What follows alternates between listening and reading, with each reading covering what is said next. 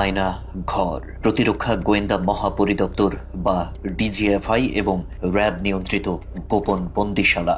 হাসিনার পতনের পর আয়নাঘরে নিরাপরাধ বন্দীদের নির্যাতনের প্রসঙ্গ সামনে আসে, তবে এখনও গোপনই রয়ে গেছে বাংলাদেশ বিমান বাহিনীর ডার্ক রুম বা আয়নাঘরের প্রসঙ্গ, যেখানে বিমান বাহিনীর বহু কর্মকর্তা কর্মচারীকে বন্দী রেখে করা হতো নির্যাতন।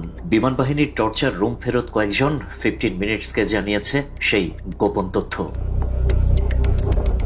একসময় দেশের আকাশ রক্ষার শপথ নিয়েছিলেন তারা। জাতীয় পতাকা ছিল গর্বের প্রতীক। 10 জন সাহসী তরুণ যারা বাংলাদেশ বিমান বাহিনীতে নিয়োজিত ছিলেন নিষ্ঠা, দেশপ্রেম ও ধর্মীয় মূল্যবোধ নিয়ে। কিন্তু একদিন আচমকা তাদের জীবনে নেমে আসে অন্ধকার।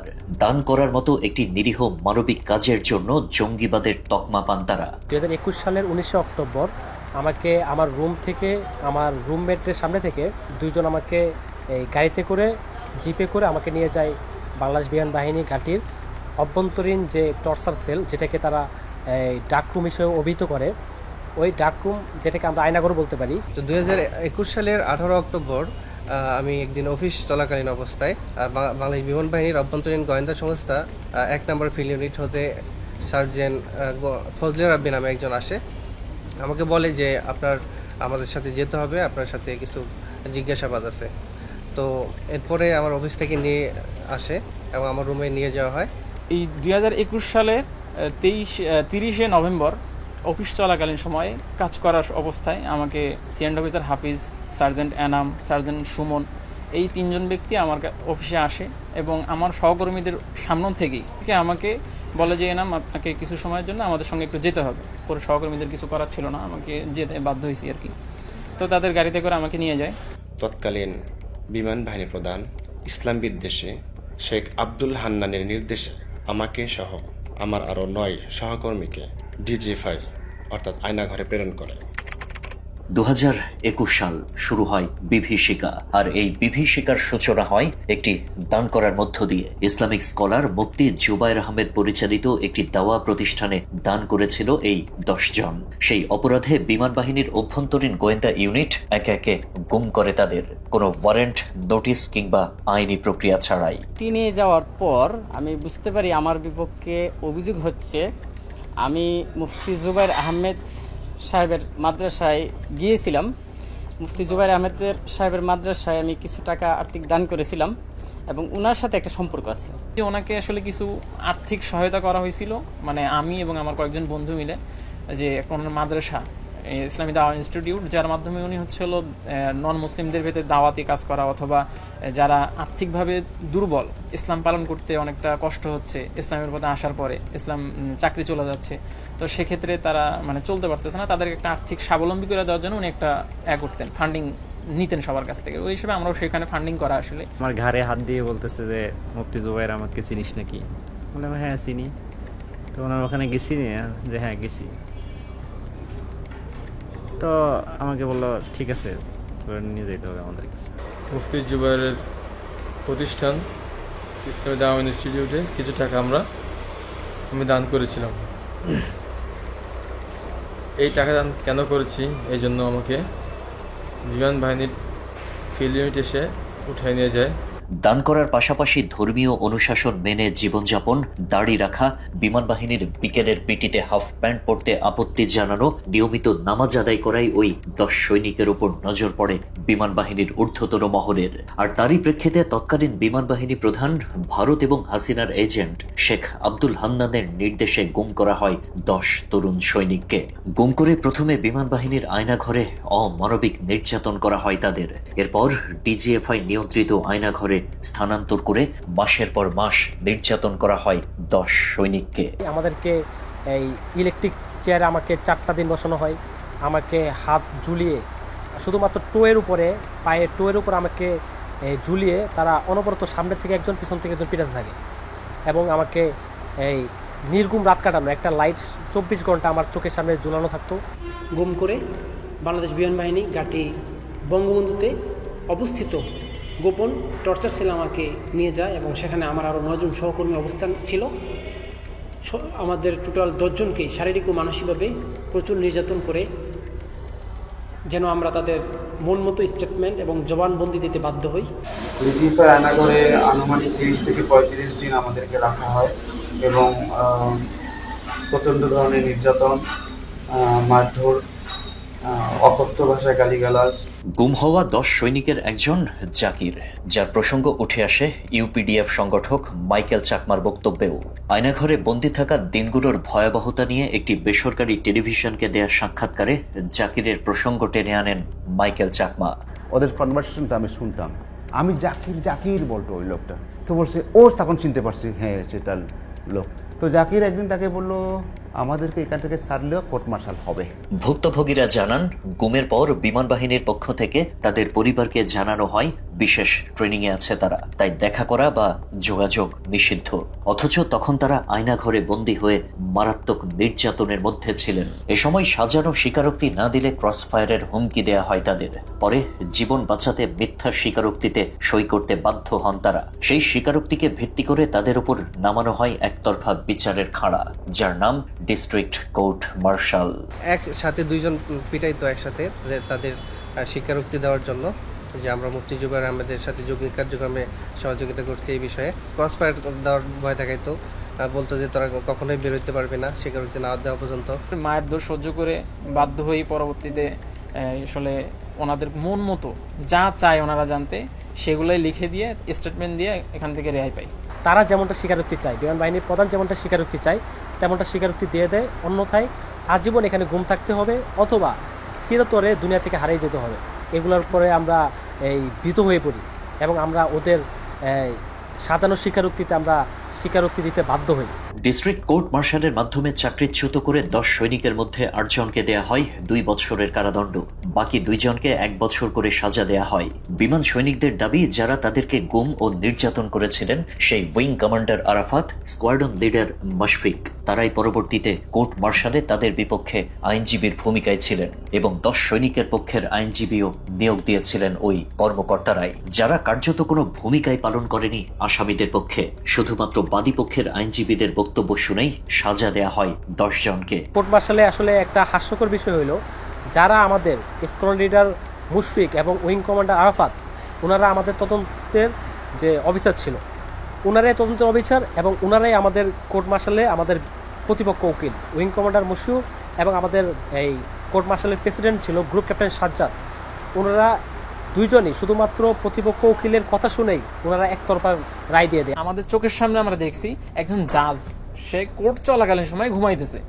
হাস্যকর একটা ব্যাপার।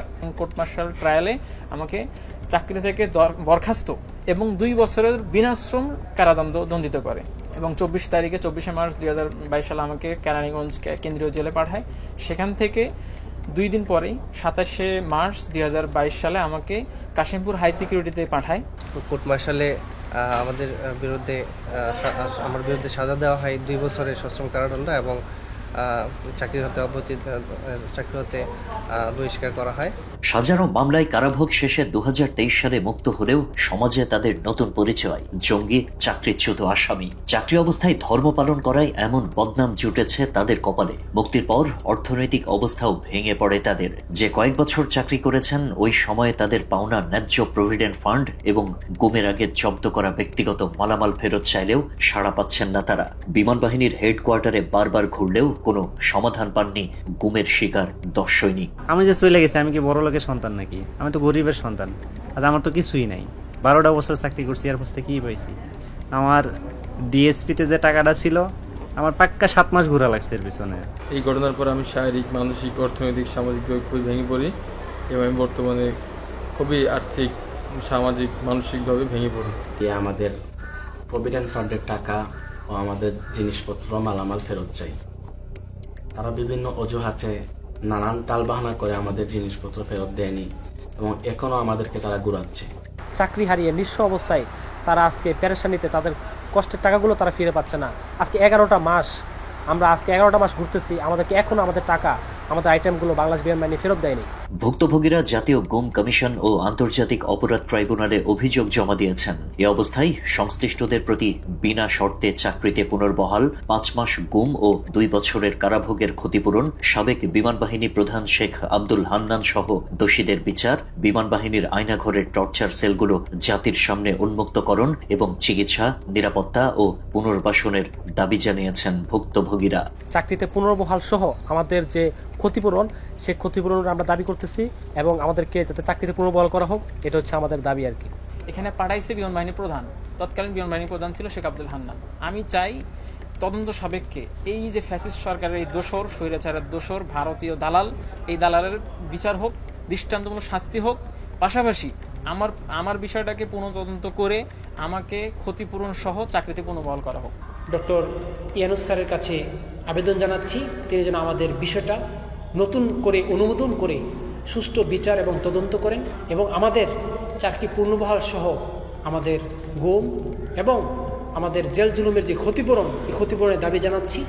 অন্যদিকে যেই জুবায়ের আহমেদের দাওয়া প্রতিষ্ঠানে দানের জন্য রোশানলে পড়ে গুম হন 10 সৈনিক, সে মুফতি জুবায়ের আহমেদকেও রাষ্ট্রদ্রোহ বা জঙ্গিবাদের কোনো অভিযোগে অভিযুক্ত করা যায়নি। ফ্যাসিস্ট হাসিনার আমলেই আদালত অভিযোগ থেকে মুক্তি দেয় মুফতি জুবায়েরকে, অথচ তাকে কেন্দ্র করে সাজানো মামলায় সাজা খাটা এই 10 জন এখনো শাস্তিপ্রাপ্ত চাকরিচ্যুত। তাদের দাবি, যার সঙ্গে সম্পর্ক ধরে তাদের বিরুদ্ধে অভিযোগ, সেই যখন নির্দোষ প্রমাণিত, তাহলে তারা কিভাবে অপরাধী থাকেন? উনি এবং ওনার প্রতিষ্ঠানের বিরুদ্ধে রাষ্ট্রদ্রোহী কোনো অভিযোগ না পেয়ে তাকে মামলা থেকে অব্যাহতি দেওয়া হয়। তো এখন প্রশ্ন হতে পারে, যার মাধ্যমে আমাদেরকে অভিযুক্ত করা হলো, উনি যখন মামলা থেকে খালাস পেয়েছে, অব্যাহতি পেয়েছে, তাহলে আমরাই বা দোষী হলাম কিভাবে? আমরা আসলে যে অপরাধী ছিলাম না, এটাই তার প্রমাণ করে যে মুফতি জুবায়ের আহমেদ ফ্যাসিস্ট সরকারের আমলেই তার মামলা হতে অব্যাহতি পায়। মুফতি জুবায়ের আহমেদ হাফিজউল্লাহর এজেন্ট হিসেবে আমাদেরকে সাব্যস্ত করে তার সাথে আমাদেরকে শাস্তির আওতায় নিয়ে আসে। কিন্তু মাত্র 6 মাসের ব্যবধানে মুফতি জুবায়ের আহমেদ হাফিজউল্লাহ সম্পূর্ণ নির্দোষ প্রমাণিত হয়ে, সম্পূর্ণ খালাস হয়ে তিনি বাড়িতে ফিরে যান। বিমান বাহিনীর এই আয়নাঘর সৃষ্টির অন্যতম কারিগর শেখ আব্দুল হান্নান। শেখ হাসিনা তার আমলে সরকারের বিভিন্ন বাহিনীতে নিজস্ব লোক বসিয়ে ক্ষমতা কুক্ষিগত করার পাঁয়তারা করেছে। হাসিনার নিজস্ব লোকেদের মধ্যে অন্যতম আব্দুল হান্নান। বিমান বাহিনীর প্রধান হওয়ার মতো কোনো যোগ্যতা না থাকলেও হাসিনার নির্দেশ আর ভারতের ইশারায় হান্নানকে বসানো হয় ওই পদে। সচরাচর বিমান বাহিনীর প্রধান হয় কিন্তু ফাইটার এয়ারক্রাফটের যে পাইলট থাকে ওনাদের মধ্য থেকে, বাট উনি ইজ দ্য ফার্স্ট ওয়ান যিনি কিনা যে হেলিকপ্টার থেকে বিমান বাহিনীর প্রধান হিসেবে নিযুক্ত হয়েছেন। শুধুমাত্র উনি যখন বাংলাদেশ বিমান বাহিনী ঘাঁটি মতিউরে ইসলাম বিদ্বেষী অ্যাক্টিভিটিসগুলো এবং হচ্ছে কি সেখানে শেখ মুজিবের এই মূর্তি, মোরাল এবং বিভিন্ন মূর্তি স্থাপন করেছে ইসলামের জন্য, উনি ইসলাম বিদ্বেষী অ্যাক্টিভিটিস, এবং আমাদের কাছে মনে হচ্ছে উনি রয়ের একজন দালাল। এবং এইগুলা প্রাক্তন যে প্রধানমন্ত্রী ছিল ফ্যাসিস্টের কাছে উপস্থাপনা করার পরে ওনাকে বিমান বাহিনীর প্রধান এই চেয়ারে ওনার থেকেও সিনিয়র এবং যুক্ত ব্যক্তি থাকা সত্ত্বেও ওনাকে বিমান বাহিনী প্রদান করা হয়। বিমান বাহিনীর পদে বসে নিজের ইসলাম বিদ্বেষী মনোভাবের প্রমাণ একের পর এক দিয়ে গেছেন হান্নান। ইসলামিক আদর্শিত বিমান কর্মকর্তা কর্মচারীদের জন্য অলিখিত বিভিন্ন নিয়ম করেন তিনি। তারই ধারাবাহিকতায় চাকরিতে ডিউটিরত অবস্থায় নামাজ নিষিদ্ধ করেন হান্নান। একইভাবে কোনো কর্মকর্তা কর্মচারীর চাকরির মেয়াদ 15 বছর না হলে নবীজির সুন্নত মেনে দাড়ি রাখতেও বাধা দেয়া হতো। এমনকি অনেককেই গুম অবস্থায় অন্তর্বাস পরেই নামাজ আদায়ে বাধ্য করা হতো ইসলাম বিদ্বেষী হান্নানের নির্দেশে। অথচ আইন অনুযায়ী ধর্ম পালনে কোনো নিষেধ নেই বিমান বাহিনীতে। পাশের রুমে সেখানে ছিল কর্পোরাল রঞ্জু, যিনি এখনো বিমান বাহিনীতে কর্মরত আছে।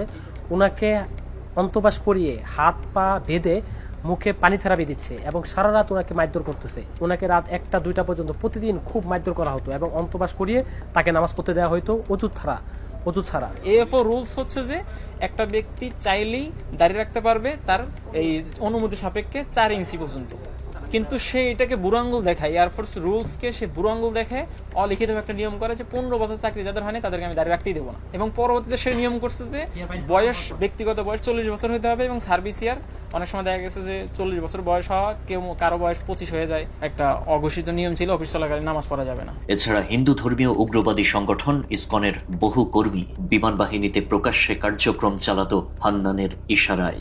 ভারত, ইসকন এবং হান্নানের কারণেই মুসলিম ধর্মাবলম্বীদের বাধার মুখে পড়তে হতো বলেও অভিযোগ রয়েছে। তো আমি সেটা কি করতাম, যারা এই অমুসলিম ছিল ওদেরকে বলতাম যে হ্যাঁ ইসলাম সঠিক ধর্ম, কোরআন থেকে তাদের দুইটা কথা বলতাম।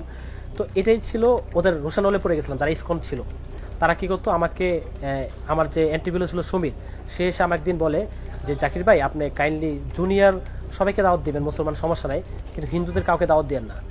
তো আমি তখন কিছুটা আজ করতে পারি।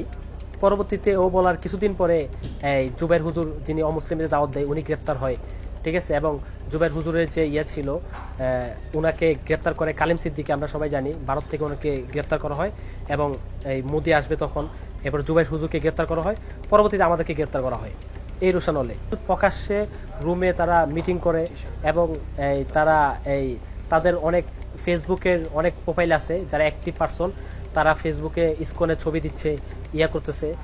তারপরও তারা সুন্দরভাবে অফিস করতেছে, তাদের কোনো জয়জামেলা নেই, তাদের নিয়ে কোনো মাথা ব্যথা নেই। হাসিনার পতনের পর 3000 কোটি টাকা আত্মসাৎ করে দেশ থেকে পালিয়েছেন সাবেক বিমান বাহিনীর প্রধান শেখ হান্নান। তবে তার অন্যায়ের শিকার দেশপ্রেমিক সৈনিকরা এখনো ভুগছেন। নতুন বাংলাদেশে সবার ন্যায্যতা পাওয়ার অধিকার রয়েছে, তাই ন্যায় বিচার পাওয়ার অপেক্ষায় রয়েছেন হান্নানের রোশানলের শিকার 10 ধার্মিক বিমান সৈনিক। একটি রাষ্ট্র যদি তার সৎ, বিশ্বাসী ও দেশপ্রেমিক বিমান সৈনিকদের স্রেফ দাড়ি রাখা বা দান করার কারণে সন্ত্রাসী আখ্যা দেয়, তবে প্রশ্ন ওঠে সেই রাষ্ট্র কার? এ ব্যাপারে বিমান বাহিনীর সংশ্লিষ্টদের সঙ্গে যোগাযোগ করার চেষ্টা করেও সাড়া পাওয়া যায়নি কারো। আল্লাহ হাফেজ।